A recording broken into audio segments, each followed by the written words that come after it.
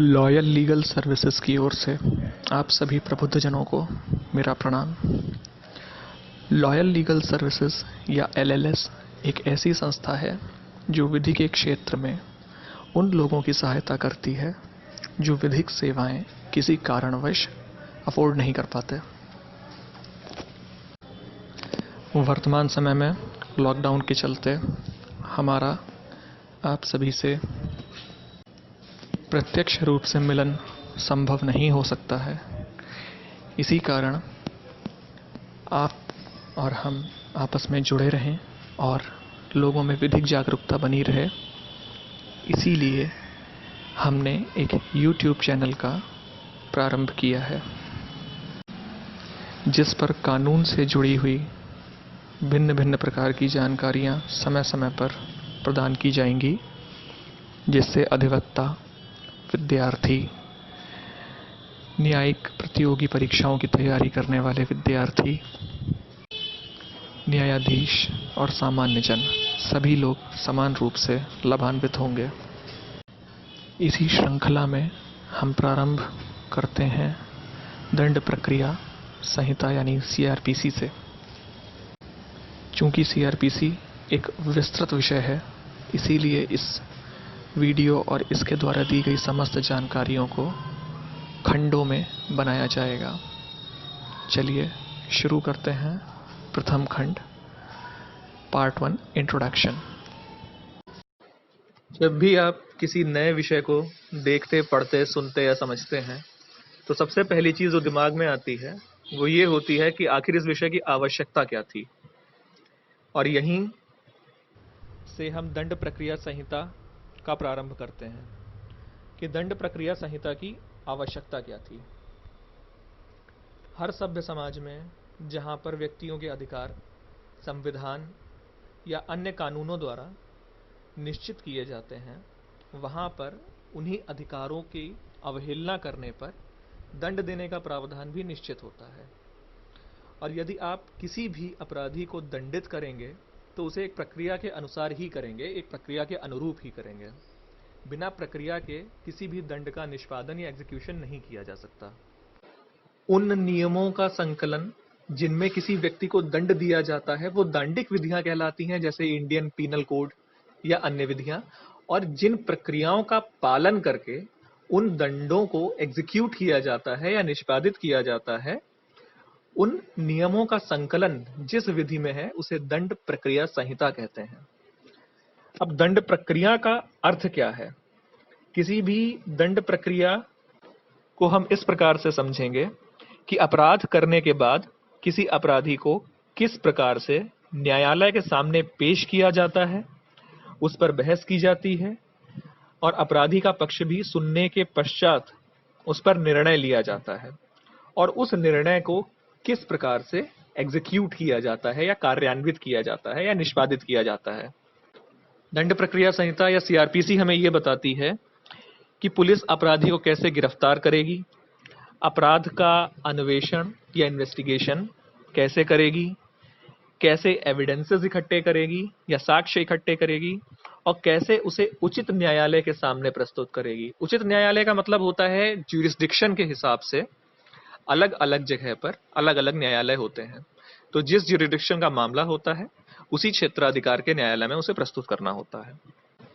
अब कई बार परिस्थिति ऐसी आती है कि पुलिस कोई काम नहीं करती, ये एफआईआर ही नहीं लिखती, तो इस समस्या के समाधान के रूप में कोई व्यक्ति न्यायालय में कंप्लेंट कैसे कर सकता है, जिसे हिंदी में परिवाद कहते हैं, या फिर किस प्रकार से दोनों पक्षकार अपना अपना सबूत दे सकते हैं, उसके बाद कैसे वहां से निर्णय होता है, कैसे अपील होती है, कैसे पुनरीक्षण होता है, पुनर्विलोकन होता है, रिव्यू और रिविजन्स, इन सभी चीजों की प्रक्रिया, इन सभी चीजों के नियम सीआरपीसी के अंदर बताए गए हैं। यानी कि अगर समराइज करके कहा जाए तो अपराध की एफआईआर से लेके उसके जजमेंट तक और जजमेंट के बाद उस जजमेंट को एग्जीक्यूट कराने तक जितने भी नियम हैं या जितनी भी प्रक्रिया है वो सभी सीआरपीसी या कोड ऑफ क्रिमिनल प्रोसीजर के अंतर्गत बताई गई है और यही इस प्रक्रिया का काम है। सीआरपीसी हमें ये बताती है कि किसी भी चीज को करने का तरीका क्या है। अब कोई नियम है तो उसका कोई ना कोई इतिहास भी होगा। इसी तरीके से सीआरपीसी का भी इतिहास है।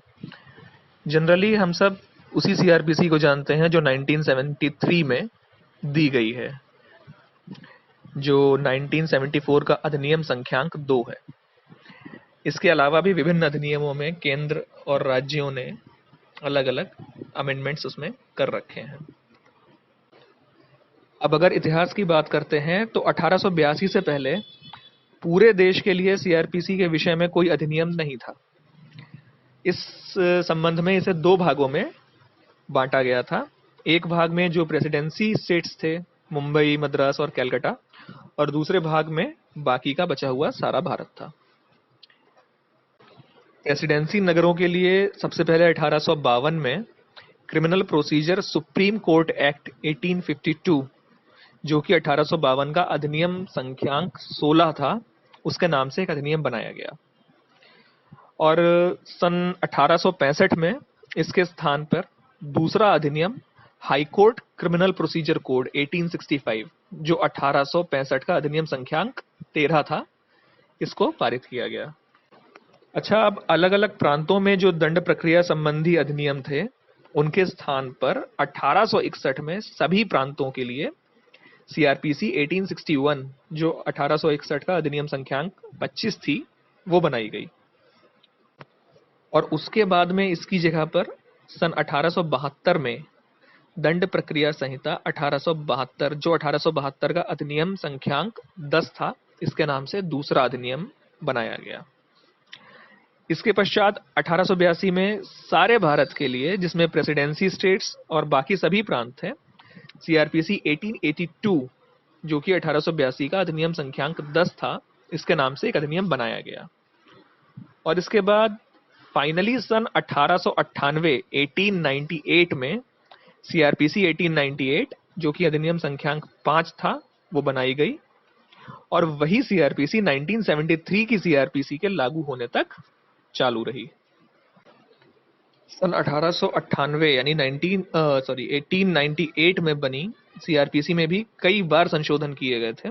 कुल मिलाकर ऐसे 87 एक्ट हैं, 87 यानी 87 एक्ट हैं, जिनके द्वारा इस संहिता में 1969 तक संशोधन किए गए। आखिरी बार 1969 के अधिनियम संख्यांक 36 द्वारा संशोधन किए गए थे, 36 यानी 36। लेकिन संशोधन केवल 2 अवसरों पे किए गए। पहले ऐसे संशोधन या अमेंडमेंट सीआरपीसी संशोधन अधिनियम 1923 द्वारा किए गए, जिसको जातीय भेदभाव अधिनियम के नाम से जाना जाता है। ये एक इम्पॉर्टेंट पॉइंट है जुडिशरी एस्पिरेंट्स के लिए, कभी कभी पूछा जाता है। पहला संशोधन जो था, इसके द्वारा यूरोपियन और ब्रिटिश नागरिकों पर मुकदमा चलाने के लिए अलग और स्पेशल नियम बना दिए गए थे, जो कि इंडियंस से अलग थे। इसीलिए इसको भेदभाव वाला कानून कहा गया था और इसके अगेंस्ट बहुत बड़ा आंदोलन भी हुआ था। और दूसरी बार सन 1955 यानी 1955 में दूसरी बार संशोधन किए गए थे। ये परिवर्तन जो है अधिनियम संख्यांक 26 द्वारा किए गए थे। इस संशोधन द्वारा जहां अपराधी को अपनी प्रतिरक्षा का अवसर दिया गया था, वहां ऐसे उपबंध भी किए गए थे जिससे मुकदमे जल्दी से जल्दी डिस्पोज ऑफ हो सके, जल्दी से जल्दी उनका निपटारा हो सके। उसके बाद भी काफी सारे संशोधन हुए और 1969 तक लगभग 12 ऐसे संशोधन अधिनियम आए थे, जिनके द्वारा सीआरपीसी का विस्तार होता चला गया। Now here comes the present CrPC, यानी CrPC we are studying nowadays and practicing nowadays, that is CRPC 1973। जो भारतीय विधि आयोग था, लॉ कमीशन ऑफ इंडिया, इसने 1957 में अपनी 14th रिपोर्ट, 14वीं रिपोर्ट न्याय प्रशासन के सुधार के विषय में दी थी कि कैसे कैसे हम लोग अपने न्याय प्रशासन में सुधार कर सकते हैं। उस प्रसंग में सीआरपीसी में कुछ संशोधनों का सुझाव दिया गया। इस रिपोर्ट पर विचार हुआ, बहस हुई। उसके बाद सेंट्रल गवर्नमेंट के विधि आयोग ने दंड प्रक्रिया संहिता 1898 1898 पर विस्तार पूर्वक विचार किया और एक नई संहिता बनाने का सुझाव दिया, यानी कि they suggested that we should make a new CrPC. और इस सजेशन पर पूरी तरीके से विचार किया गया, बहुत विस्तार में विचार हुआ और एक लंबी सी रिपोर्ट 41st रिपोर्ट दी गई थी और उसी में नई सीआरपीसी का प्रारूप भी था। उस समय मिस्टर राम निवास मिर्धा, जो गृह विभाग के राज्य मंत्री थे, उन्होंने 10 दिसंबर 10 दिसंबर 1970 को राज्यसभा में सीआरपीसी विधेयक 1970 का प्रस्तुतिकरण किया, उसको लाया गया। अच्छा, इस बिल का जो नंबर था वो 41 था। उसके बाद 15 दिसंबर 1970 को राज्यसभा ने संसद की जो संयुक्त प्रवर समिति थी उसके द्वारा जांच करने का प्रस्ताव पारित किया। फिर 18 दिसंबर को लोकसभा में भी प्रस्ताव रखा गया, लेकिन 27 दिसंबर को संसद भंग होने के कारण उसका कोई मायने नहीं। इसीलिए तारीख 15 मार्च 1971 को जब नई संसद का गठन हुआ था तो राज्यसभा ने 31 मार्च 1971 यानी 31 मार्च 1971 को फिर से इस विधेयक को संयुक्त प्रवर समिति को भेजने का प्रस्ताव पारित किया और लोकसभा ने 2 अप्रैल 1971 को इसको अनुमोदित कर दिया। उस समय संयुक्त प्रवर समिति के जो अध्यक्ष थे वो श्री अकबर अली खां थे, जो उस समय राज्यसभा के सदस्य भी थे। उस समिति ने सभी राज्यों का दौरा किया था, जितने भी स्टेट्स थे सभी का दौरा किया था। वहां पर अलग अलग लोगों से मिले थे, उनके बयान लिए थे और उनसे सजेशंस मांगे थे। और 4 दिसंबर 1972 को 4 दिसंबर 1972 को राज्यसभा को अपनी रिपोर्ट दी थी। रिपोर्ट एक ही जैसी थी, लेकिन उसमें 3 मत जो थे वो विभिन्न रखे गए थे। 3 विभिन्न मत रखे गए थे। राज्यसभा ने परिवर्तित सीआरपीसी, जो नई सीआरपीसी थी, उसको पारित कर दिया। लोकसभा में उसने बहुत सारे संशोधन किए गए। उसके बाद इसे फिर से राज्यसभा में आया गया और राज्यसभा से इसको पारित करने के बाद राष्ट्रपति की स्वीकृति के लिए भेजा गया, जो कि एक प्रोसीजर है किसी भी एक्ट को लाने का हमारे देश में। 25 जनवरी 1974 वो तारीख थी जब सीआरपीसी को राष्ट्रपति की स्वीकृति मिल गई और इसने अधिनियम का रूप धारण कर लिया। Now we will know that how modern CRPC is different from old one. जैसा कि अभी आपने जाना कि पहले अलग अलग सीआरपीसी थी, उसके बाद उसमें चेंजेस किए गए और हमारे यहाँ 1973 में एक नई सीआरपीसी लाई गई। तो अब ये जानते हैं कि ये नई सीआरपीसी पुरानी सीआरपीसी से किन किन मामलों में अलग थी। अब इसके लगभग 15-20 पॉइंट्स हैं, इसलिए इसको ध्यान से सुने। कभी कभी पूछ लिया जाता है, कभी कभी प्रैक्टिस में भी लोग अटक जाते हैं, जो बहुत पुराने मुकदमे होते हैं। इसीलिए जो इसमें मेन 15-20 पॉइंट्स हैं, क्योंकि सभी परिवर्तनों को बताना तो खैर संभव ही नहीं है, लेकिन जो मेन पॉइंट्स हैं वो इस तरीके से हैं। न्यायपालिका को कार्यपालिका से बिल्कुल अलग कर दिया गया, यानी कि जुडिशरी सेपरेट कर दी गई एग्जीक्यूटिव से। अब 2 तरीके के मजिस्ट्रेट्स हैं, executive magistrates and judicial magistrates. Executive magistrates का काम क्या है कि आप शांति व्यवस्था बनाए रखेंगे, अपराधों को रोकने की तैयारी करेंगे, पुलिस को निर्देश देंगे। जिस तरीके से किसी भी चीज को एग्जीक्यूट किया जाता है वो सारे काम एग्जीक्यूटिव मजिस्ट्रेट्स को दिए गए हैं। और जुडिशियल मजिस्ट्रेट्स को हाईकोर्ट नियुक्त करता है, हाईकोर्ट उनका अपॉइंटमेंट करता है, और एग्जीक्यूटिव मजिस्ट्रेट्स को राज्य सरकारें नियुक्त करती हैं, स्टेट गवर्नमेंट्स नियुक्त करती है। दूसरी चीज, मजिस्ट्रेट 2 वर्ग के रखे गए हैं, फर्स्ट क्लास और सेकंड क्लास। अब तृतीय वर्ग के मजिस्ट्रेट नहीं होते। पहले वाली सीआरपीसी में 3rd क्लास मजिस्ट्रेट्स भी होते थे। जेएम फर्स्ट क्लास यानी जुडिशियल मजिस्ट्रेट फर्स्ट क्लास को 3 साल का कारावास और 5,000 रुपए तक के जुर्माने का दंड देने का अधिकार। सेकंड क्लास के मजिस्ट्रेट्स को 1 साल का कारावास और 1,000 रुपए के जुर्माने का दंड देने का अधिकार होगा, ऐसा बताया गया था। लेकिन इसमें एक संशोधन किया गया और according to the section 29 of CrPC, first class का जो जुडिशियल मजिस्ट्रेट होगा वो 3 साल और 10,000 रुपए का जुर्माना, और सेकंड क्लास का जो मजिस्ट्रेट होगा वो 1 साल और 5,000 रुपए का जुर्माने का दंडादेश अब दे सकते हैं। अच्छा, फर्स्ट क्लास और सेकंड क्लास के बाद अब इसमें फिर सीजेएम और ज्यादा सारे मजिस्ट्रेट, सीजेएम, एसीजेएम, ये सारे मजिस्ट्रेट आ सकते हैं जो 7 साल और ये सब जुर्माने का इनका काम होता है। और मजिस्ट्रेट्स के जो हेड होते हैं वो चीफ जुडिशियल मजिस्ट्रेट होते हैं। फिर आता है जो 2 साल तक के दंड से दंडनीय मामले हैं, वो समन मामले अब माने जाएंगे नई सीआरपीसी में, क्योंकि समन मामलों की जो प्रोसीजर होता है वो इजीली काम करता है कंपैरेटिव टू वारंट मामले। जो वारंट केसेस होते हैं वो कंपैरेटिवली टफ होते हैं और ग्रीवियस नेचर माने जाते हैं। अच्छा, नई सीआरपीसी में एक जो समरी ट्रायल था, जिसे संक्षिप्त विचारणा कहते हैं, उसका दायरा काफी बढ़ा दिया गया। सेशन कोर्ट्स में मजिस्ट्रेट के न्यायालय में जो सुपुर्दगी की कार्रवाइयां होती थीं वो खत्म कर दी गईं लगभग। जूरी को बिल्कुल खत्म कर दिया गया। और जूरी से एक और चीज याद आ जाती है कि जूरी का जो लास्ट केस था जिसमें जूरी बैठी थी वो केएम नानावती का था, जिस पर एक बॉलीवुड की कोई फिल्म भी शायद बनी है। अब जो है मुकदमों के दौरान दिए गए आदेशों के लिए पुनरीक्षण नहीं हो सकते नई सीआरपीसी में।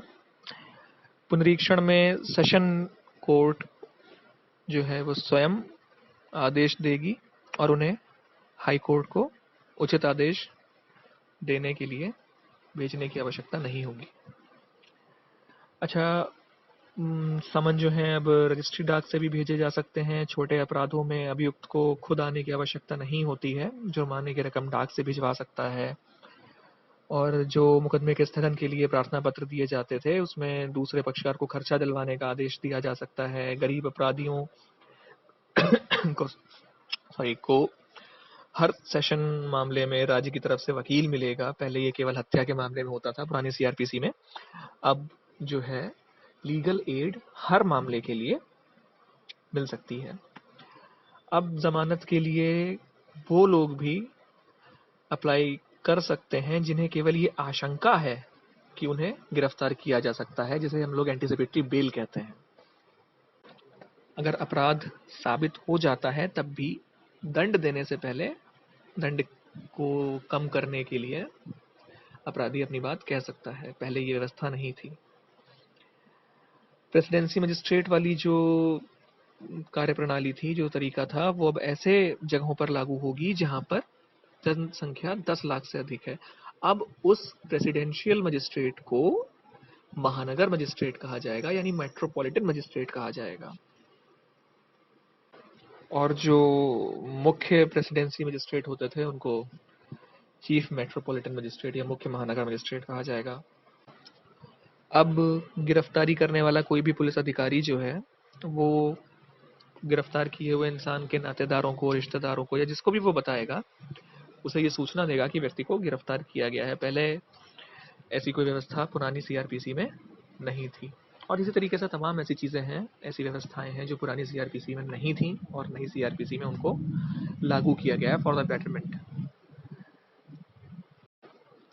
सीआरपीसी का पहला भाग यहीं समाप्त होता है और बहुत जल्दी ही आपसे दूसरे भाग के साथ मुलाकात होगी, जिसमें मेन कंटेंट होगा और जिसे पढ़ने और सुनने में और मजा आएगा। तब तक के लिए आप सभी को धन्यवाद और नमस्कार।